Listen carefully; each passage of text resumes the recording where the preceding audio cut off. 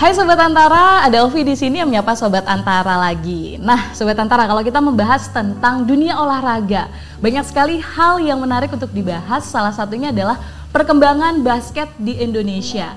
Mengingat di tahun 2023 akan banyak sekali pagelaran-pagelaran antar negara. Sebut saja SEA Games 2023 di Kamboja, lalu juga akan ada FIBA World Cup 2023. Nah, semakin penasaran dong bagaimana kesiapan Indonesia sendiri akan menjadi tuan rumah dan tentu saja akan bersaing di SEA Games Kamboja 2023. Kita akan bahas langsung tentang basket bersama Sekjen PP Perbasi, ada Mbak Nirmala Dewi. Hai Mbak. Halo, apa kabar? Baik. Kebalik ya, ditanyain kabar ya. Iya dong. Hostnya ditanyain kabar. Iya. Kalau lihat Mbak Nirmala langsung bawaannya semangat nih. Semangat dong, harus semangat itu. Iya, karena semangat dari lapangan basket dibawa ke sini juga ya untuk cerita-cerita banyak nih tentang basket Indonesia. Iya. Orang olahraga itu memang harus selalu semangat.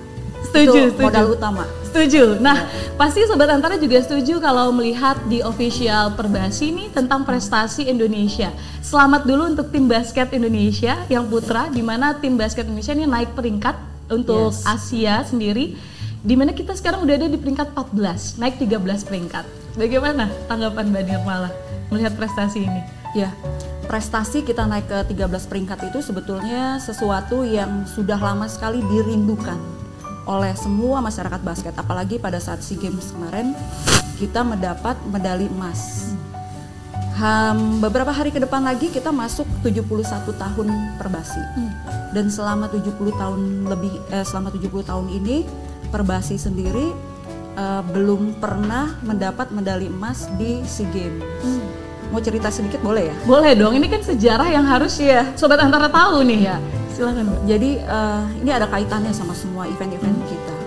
Jadi beberapa tahun yang lalu kita ditunjuk sebagai tuan rumah FIBA World Cup 2023.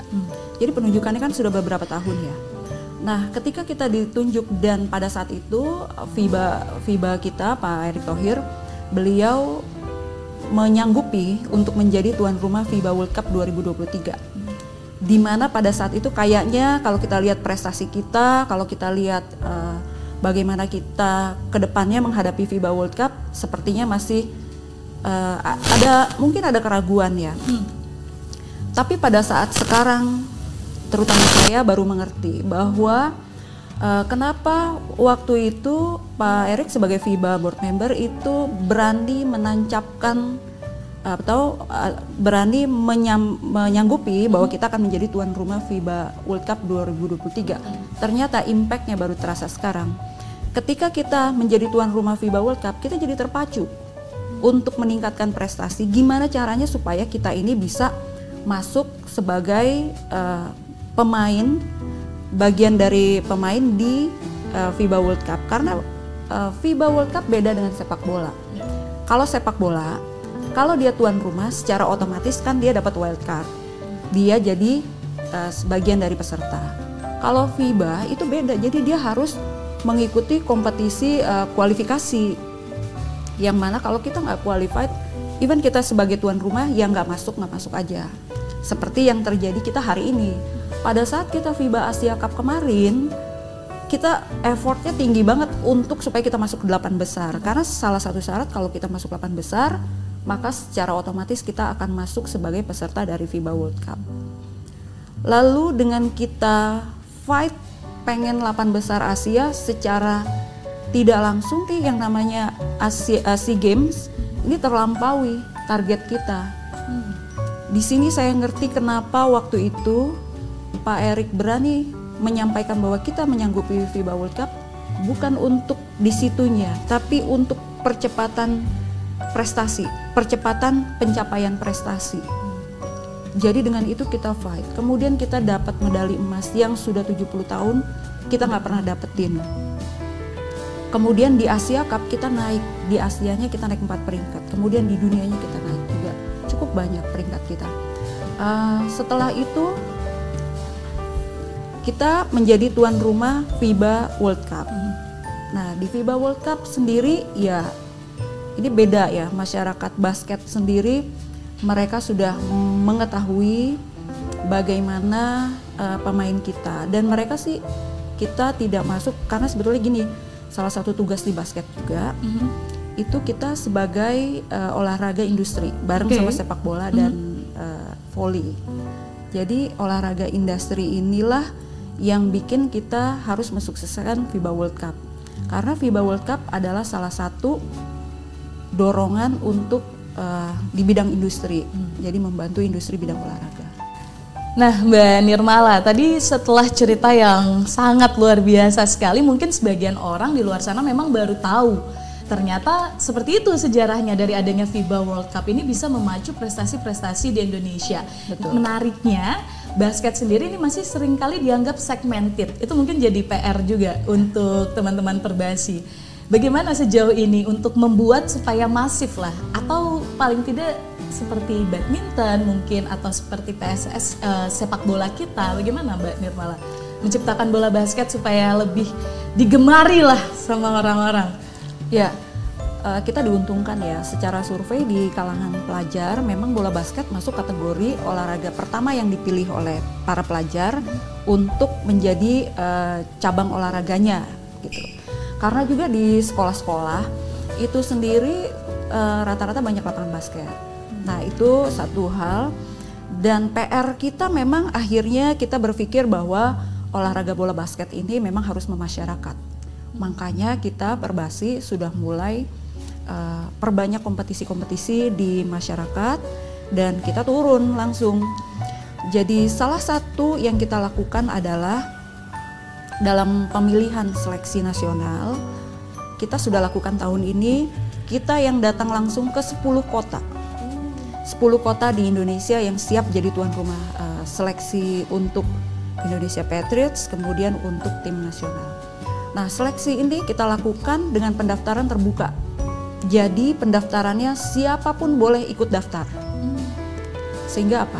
Sehingga memacu teman-teman yang selama ini bisa basket, pengen tahu basket, atau dia memang jago, punya skill bagus di basket, dia datang.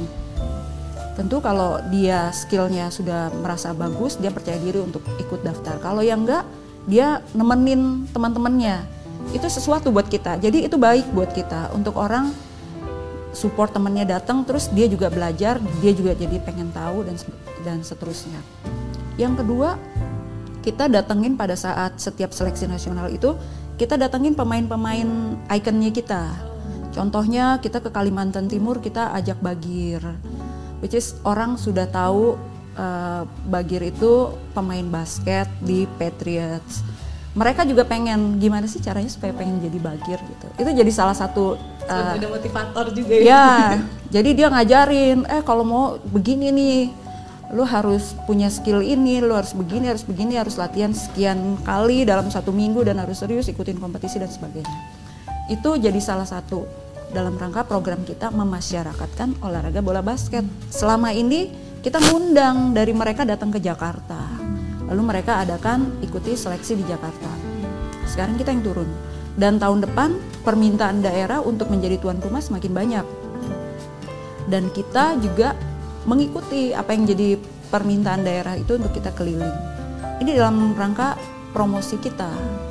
Walaupun ke depan ada pola lain yang kita bisa lakukan. Jadi kita kalau misalnya kita menseleksi orang, kita bisa melakukan dengan sistem online. Jadi dari sistem online kita punya database yang cukup baik di seluruh Indonesia, pemain dengan tinggi badan sekian, dengan kekuatannya di mana dan sebagainya, itu bisa kita hanya lihat saja secara online. Kita sendiri dalam mensosialisasikan bola basket pasti salah satunya udah jadi rahasia umum lah. Kalau pengen semakin dikenal, ingin semakin berprestasi, ingin semakin digemari, ya tentu punya prestasi dulu apa. Dengan kita kemarin dapat gold medal, dengan kita menjadi tuan rumah FIBA Asia Cup, orang akan semakin menggemari. Waktu kita meeting di Bangkok mungkin sekitar sebulan atau sebulan setengah yang lalu dengan FIBA itu menyampaikan bahwa viewernya Indonesia untuk nonton secara virtual itu ternyata cukup tinggi. Di negara-negara lain dia bikin FIBA Asia Cup, yang nonton, yang nge-view secara virtual ya, itu ada sekitar ada yang 30 juta sampai 50 juta. Kalau di Indonesia bisa tebak gak berapa? Kalau lebih banyak berarti sekitar 50, mungkin 50 juta lebih. Oke. Waktu di Indonesia FIBA Asia Cup di Jakarta itu viewernya 183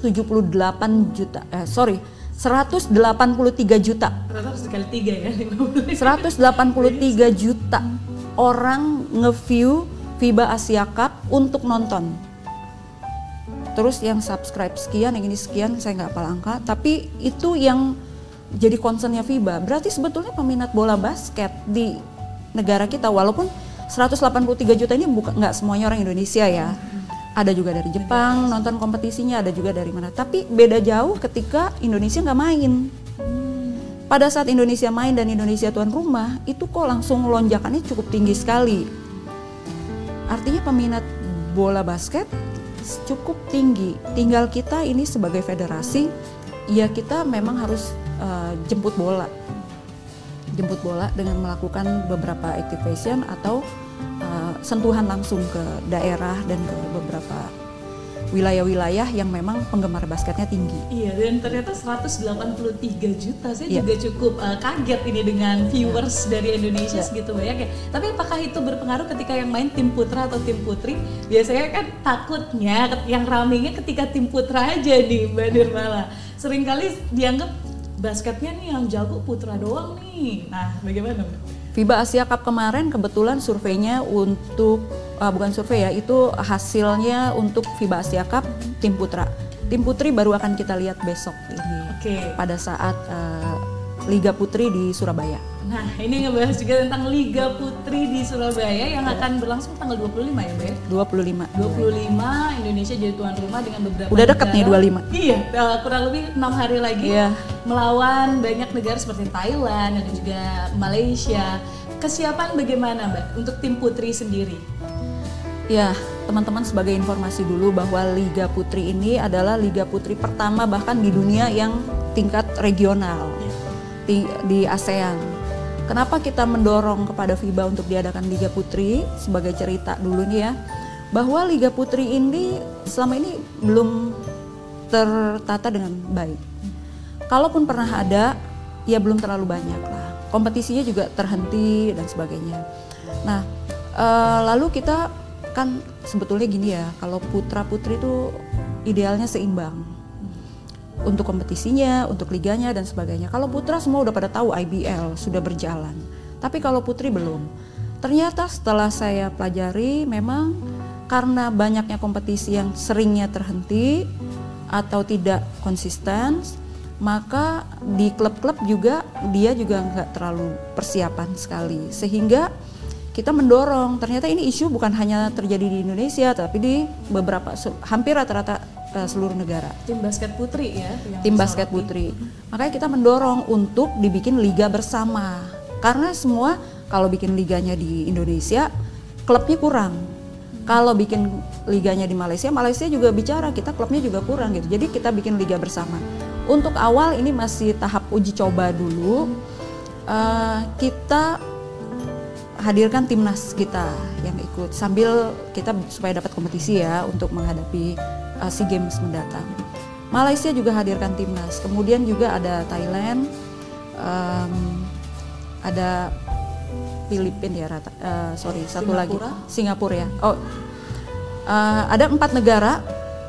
Jadi mereka ini ngikutin kompetisi trial. Tapi next season kita undang para klub yang ada di Indonesia untuk ngikutin, boleh bebas ikut aja selagi memenuhi syarat. Jadi terbuka untuk semua. Nah, kita akan lakukan final nanti di Surabaya ya. Jadi Surabaya 20. Kita memang pilih Surabaya karena Surabaya itu termasuk kota yang bola basketnya hidup. Kota yang bola basketnya peminatnya banyak di situ. Kompetisi-kompetisinya berjalan. Jadi kita memang fokus di situ, dan ketika kita bicara dengan pemerintahnya juga sangat support sekali Pak Wali Kota Surabaya, dan beliau bersedia untuk jadi tuan rumah. dan masyarakatnya juga sangat welcome sekali. Ini yang kita dorong. Jadi kita taruh kompetisi di tempat yang ramai. Nanti kita lihat bagaimana hasil. Tadi kalau pertanyaannya mengenai viewers, kita belum tahu sekarang. Pembuktiannya baru nanti. Nah, Mbak Nirmala, ini kalau kita ngebahas juga persiapan dari tim putri, kita sebagai ajang latihan lah bisa dibilang untuk persiapan SEA Games Kamboja. Persiapan-persiapan lainnya juga selain memunculkan adanya kompetisi untuk tim putri, ini adalah mengirim 20 pebasket ke Amerika. Benar ya, untuk persiapan SEA Games Kamboja. Nah, itu prosesnya seperti apa? Apakah nanti akan ada lagi gelombang lainnya yang dikirim? Sekarang kan baru tahap 20 pemain. Bagaimana Mbak Nirmala? Ya, ini semacam TC lah sebetulnya. Tapi kalau kita kirimnya ke Amerika, ini yang putra ya. Karena kita mau jadikan emas ini harusnya bisa jadi tradisi kita. Harusnya bisa jadi tradisi kita ke depan. Dan tim putri juga punya target emas tahun ini. Menjadi masuk akal karena pada saat kemarin kita mengikuti 3x3 putri di FIBA Asia 3x3 putri di Singapura, putri kita menempati juara ketiga Asia. Jadi itu satu capaian yang luar biasa dan membuat kita menjadi optimis untuk kita dapat emas lagi harusnya di SEA Games. Untuk balik lagi tadi putra, jadi salah satu strategi kita juga untuk mengirim putra berangkat ke Amerika karena mereka akan dapetin kompetisi yang luar biasa banyak. Kemudian mereka juga bisa dapat pelatihan di sana. Dia dapat sparring partner yang baik juga. Secara serius kita memang mengadakan training camp di situ, kemudian nanti kita akan bikin program-program selanjutnya untuk supaya kita dapat mempertahankan emas kita. Itu tujuan utamanya. Kalau mempertahankan ya itu satu kewajiban, tapi kita tahu negara yang sebelumnya kehilangan medali emas seperti Manila, si Filipina, tentu mereka nggak mau tinggal diam. Kehilangan emas bagi mereka sesuatu yang harus mereka rebut kembali. Nah, ini menjadi satu tantangan juga buat kita Indonesia. Berarti saingan untuk SEA Games ini yang paling berat Manila, ya, Filipina, Manila ibu kotanya Filipina. Ya, Filipina berarti. Yang untuk paling berat ya ada banyak ya, kita nggak bisa tunjuk satu negara aja, walaupun Filipina ngotot untuk mempertahankan. Cuman kita nggak mau jadi beban sih, jadi buat kita nggak ada yang berat lah, tapi kita harus mempersiapkan secara serius. Cuman jangan jadi beban aja. Yang penting main yang terbaik, latihan sudah difasilitasi oleh Perbasi, sekarang bagaimana menunjukkan kalau Indonesia bisa gitu tim basket putra ataupun putri, gitu ya Mbak Nirmala. Betul, pulang harus bawa emas putra dan putri. Target kita semua ya, target harus yang paling tinggi ya Mbak Nirmala. Yes, benar. Nah, untuk kalau kita membahas juga di sini yang menarik tentang basket, kalau kita flashback tadi ke penjelasan Mbak Nirmala adalah tentang FIBA World Cup itu sendiri. Walaupun kita memang harus puas hanya menjadi penonton di tahun 2023, persiapan-persiapan mungkin lebih banyak tentang ini ya Mbak Nirmala, venue. Karena kita akan menjadi venue bersama Jepang dan juga Filipina. Sejauh ini Indonesia kesiapan menjadi tuan rumah seperti apa Mbak? Ya, untuk FIBA World Cup sendiri persiapan kita luar biasa ya sekarang. Pertama kita dikejar sama persiapan venue, dimana sekarang kita tahu Okinawa sudah siap venue-nya, kemudian Manila juga sudah siap venue-nya, tapi Jakarta masih on progress. Tapi secara timeline kita harusnya selama ini bisa tepat waktu, bahkan lebih cepat dari timeline sendiri. Jadi keseriusan teman-teman di PUPR yang membangun venue itu luar biasa juga, kita salut sekali sama mereka.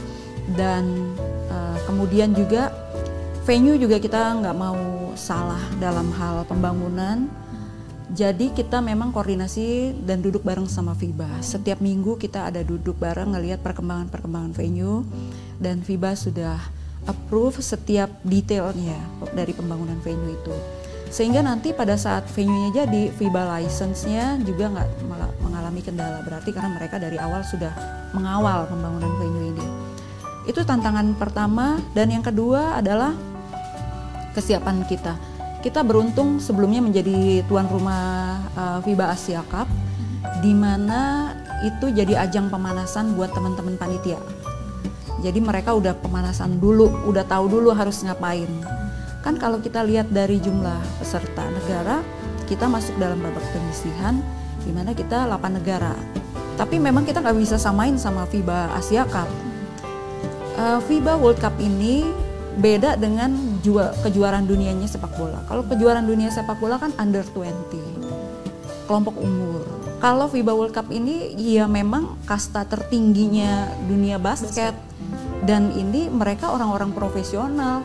Kebanyakan dari mereka ya pemain NBA, pemain-pemain dunia, pemain-pemain top, di mana dari sisi keamanan dan dari sisi hospitality juga kita harus memberikan yang terbaik. Jadi ini yang concernnya kita, yang lagi kita persiapkan bersama dengan teman-teman panitia di FIBA World Cup. Dan kita berharap sekali dengan hadirnya mereka ke sini memberi dampak ekonomi juga. Sesuai dengan kita masuk dalam kategori cabang olahraga yang masuk kategori industri. Jadi harus ada dampak ekonomi, kita harus libatin juga para UMKM. Kemudian dari sisi pariwisata mereka juga jadi lebih tahu tentang Indonesia. Spektator yang datang, kemudian pemain-pemain yang datang, mereka ngelihat Jakarta, mereka ngelihat Indonesia. Mungkin nanti ada promosi pariwisata di situ yang mereka bisa ngelihat dan menjadi referensi mereka untuk berkunjung sebagai turis. Harapannya di situ. Kemudian kita sekali lagi dari sisi federasi, dari timnasnya, kita juga sudah minta bicara sama FIBA untuk kita bikin semacam friendly match antara pemain timnas kita dengan pemain calon peserta. Kita nggak tahu dari negara mana, nanti FIBA akan atur. Penting buat kita sebagai apa? Satu, sebagai uji coba juga buat kita. Wah, kita kapan lagi main sama tim gitu ya, pemain berkelas dunia. Itu juga baik buat kita. Sejarah juga untuk kita. Kemudian juga mungkin bisa dilakukan pada saat nanti pembukaan atau peresmian gedung. Kita lagi atur-atur ini, lagi bicara juga sama FIBA. Kita yakin pada saat nanti tim Indonesia bermain, ya banyak juga penonton-penonton Indonesia yang datang mensupport timnya. Ini salah satu hal yang kita lakukan di luar dari kompetisi itu sendiri. Jadi kalau dibilang kita totally hanya nonton, ya enggak juga. Kita sempat juga main sama mereka, kita lakukan friendly match. Dan pertandingan mereka itu jadi motivasi untuk kita. Mereka bermain jadi motivasi untuk kita. Baik dari timnasnya, motivasi bagi timnas, maupun menambah viewer bagi masyarakat basket. Atau orang yang setengah-setengah nonton basket, nggak terlalu nonton deh, tapi nonton akhirnya dia jadi suka. Itu terjadi di Asia Cup. Trending bahkan ya? Iya, di Asia Cup banyak orang yang nggak terlalu suka basket karena diajak temen datang nonton, akhirnya jadi nonton terus, jadi suka. Malah jadi nunggu, kapan sih FIBA World Cup, kapan sih FIBA World Cup gitu. Nah, kapasitas kita 16.000 penonton dengan yang bermain pemain-pemain kelas dunia harusnya memberikan kualitas permainan yang luar biasa. Jadi kita nggak perlu jauh-jauh ke Amerika, kita nggak perlu jauh-jauh kemana untuk nonton basket berkelas dunia, datang aja ke GBK. Saya pikir itu jadi satu minat tersendiri bagi pencinta. Destinasi baru juga ya untuk pecinta olahraga. Dari yang sebelumnya mungkin tidak memahami basket, jadi wah ternyata Indonesia punya stadion yang luar biasa, akan ada pertandingan kelas dunia juga. Seperti mimpi yang akhirnya menjadi nyata ya, Bu Nirmala. Pencinta basket sekarang nggak cuman orang-orang basket, selebriti banyak yang main basket. Sekarang udah banyak mereka bikin friendly match, bikin game-game sendiri. Ya kita menyambut itu sangat baik sekali. Kemudian juga banyak juga pemain-pemain olahraga lain itu nonton basket. Waktu Asia Cup banyak ya, saya lihat Grace nonton basket. Saya bilang, "Ge, nonton basket?" "Iya, soalnya gue suka nonton basket." Gitu. Kita juga kadang kalau misalnya bulu tangkis main, dia main, kita juga nonton gitu. Betul. Itu kebersamaan prinsip Indonesia ini kan prinsip gotong royong ya. Jadi kadang kita seneng aja nge-support Indonesia main, nanti olahraga lain itu biasa aja sih. Persahabatan itu ya. Iya, Jadi iya. ya apapun yang terjadi kita satu, tetap Indonesia. Betul. Cabang apapun kita harus dukung. Betul. Suka dukanya cabang olahraga ya kita juga ikut merasakan. Betul.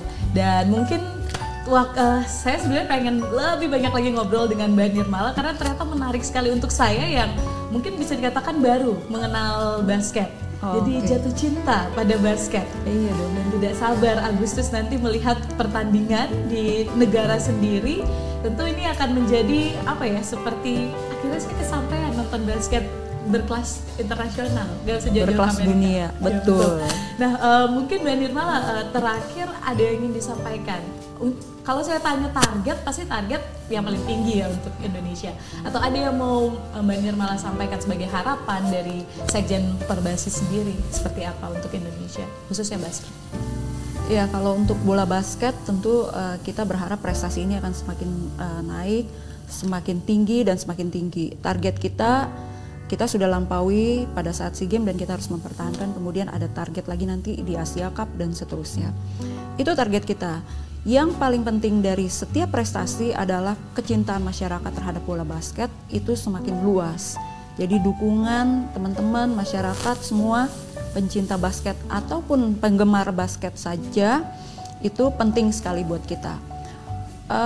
Kalau sebagai perempuan di dunia olahraga ada pesan tersendiri juga. Saya juga berharap banyak perempuan-perempuan yang ikut ambil aktif di dunia olahraga, apapun cabang olahraganya. Karena sebetulnya saya nggak bicara gender perempuan laki seperti apa, tapi karena memang pelaku di bidang perempuan ini masih sangat kurang sekali di urusan olahraga, masih sangat kurang. Jadi saya pikir nggak usah takut-takut, berkecimpung aja di dunia olahraga, lakukan yang terbaik, kemudian ciptakan prestasi, ciptakan perubahan, dan seterusnya nanti akan ada hal baik juga yang datang untuk kita. Jadi itu sih, saya pengen banget banyak perempuan di dunia olahraga, apapun ya, itu. Karena perempuan sebenarnya bisa. Sekarang juga wadah sudah sangat banyak dan mulai diperhatikan. Dan ke depan kita harapkan juga atlet-atlet kelas dunia itu banyak perempuan-perempuan dari Indonesia, Mbak Nirmala. Iya, betul. Kita lagi berharap banget. Mudah-mudahan deh segera nih para perempuan-perempuan yang tadinya cuman suka, dia mau ikut masuk membantu organisasinya, membantu atletnya atau lain sebagainya. Ya, dan saya percaya tidak ada yang tidak mungkin ya, Mbak Nirmala. Kalau kita mau, kita bisa. Terima kasih Mbak Nirmala, sebuah obrolan yang saya rasa ini bisa memberikan perspektif baru, khususnya untuk perempuan. Dimana dahulu mungkin perempuan masih sering dianggap tidak ada wadah. Contoh saja tim basket yang belum mendapatkan liga yang sama seperti laki-laki, sekarang sudah mulai ada. Dan khususnya untuk basket kita harapkan tidak hanya tim putri, tim putra juga bisa semakin baik lagi. Putra dan putra harus memberikan prestasi terbaik ya Mbak Nirmala. Harus banget itu. Dan Sobat Antara, obrolan ini semoga bisa mencerahkan kita semua, khususnya untuk dunia basket, karena ini adalah obrolan yang menarik bersama Mbak Nirmala Dewi selaku Sekjen dari PP Perbasi. Kita harapkan juga ke depannya untuk timnas basket putra dan juga putri yang akan berlaga di ajang dunia seperti ada SEA Games Kamboja 2023 dan juga Asian World Cup bisa menunjukkan prestasi yang menarik. Jangan lupa selalu dukung tim basket Indonesia. Sampai berjumpa di episode lainnya di Podcast Antara. Bye!